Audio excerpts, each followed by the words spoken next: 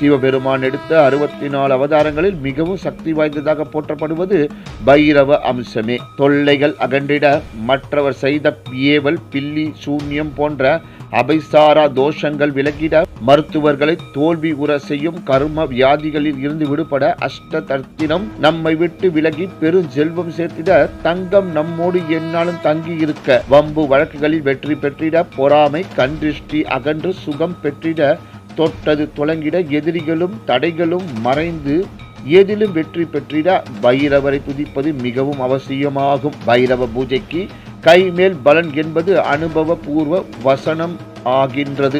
சுமார் 500 வருடங்கள் பழமையான திருக்கோவில். இத்திருக்கோவிலில் பைரவர் தெற்கு நோக்கி காட்சி தந்து சுன வாகனம் கிழக்கு நோக்கி தனி கோவிலாக அருள்பாலிக்கிறார். பொதுவாக பைரவரின் வாகனம் மேற்கு நோக்கி இருக்கும். காசியில் இருக்கும் ஸ்ரீ கால பைரவருக்கு நிகரான சேஸ்திரம் தமிழ்நாட்டில்